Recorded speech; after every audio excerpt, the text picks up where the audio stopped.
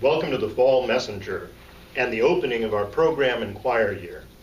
I want to take the opportunity to talk to you about some of the work that the chapter and the staff have been doing over the last couple of months. We've been listening to the congregation and hearing people speak about how they are managing time in their lives.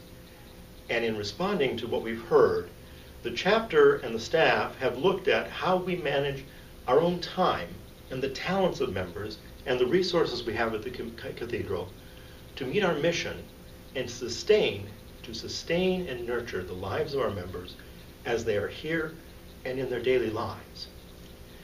In doing that, we put ourselves through an exercise in two separate groups, staff and chapter, and asked how many times do we have startup events in the year.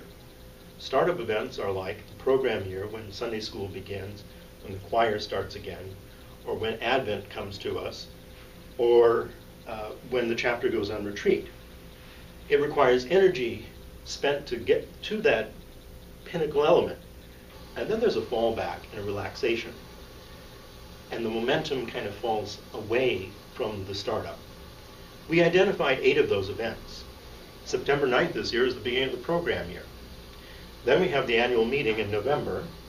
Then comes Advent, with Christmas its own distinct startup energy.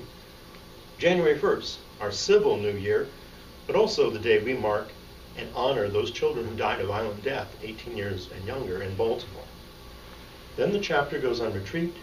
It's followed by Lent, Easter, and then the end of the program year at this end, where we honor our students who are graduating and all of those who have been committed to the mission and ministry over the cycle of this entire year.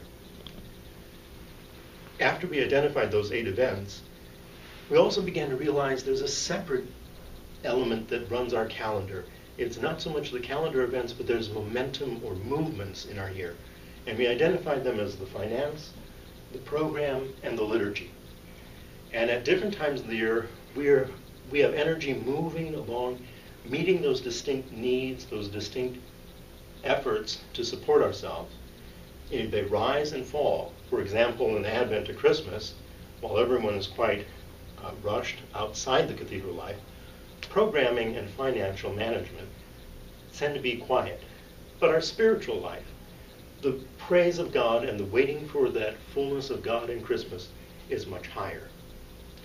In order to steward the time and the talents and the resources of the cathedral, the chapters discern that we're going to try reorganizing our calendar of events to give us the greatest use of our momentum at the beginning of the year and to help sustain us on our mission throughout the year.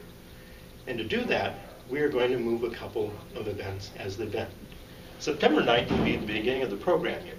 Sunday school will begin, youth programming, adult education, and our joyful choir will be again lifting us in praise of God. Then, coming off of that rise of people gathering together after the summer, we'll have the annual meeting. We'll move it out of November. We'll place it on the weekend following, Sunday the 16th of September. We will come together and in a different format, sit down at table conversations with each other and face the priorities that the chapter believes we have to address and ask how will we meet them? How will we sustain ourselves with a responsible financial future? How will we communicate with each other with the development of a new web page? What can we look at expecting there? And finally, what's our spirituality of stewardship? The chapter will then take that information, take our retreat out of January, and move it to the following Friday and Saturday, the 21st and 22nd of September. Therefore, taking the input of the membership and using that momentum to sustain naming the direction and work that the community will be involved with and how to support the teams who are working very hard on their own. It's an experiment. It's a chance to hopefully connect more of the congregation into the ongoing discernment of our work, listening to each other, naming Christ in our midst, and helping us focus outward in the work of the cathedral, this incarnation, here in the city of Baltimore.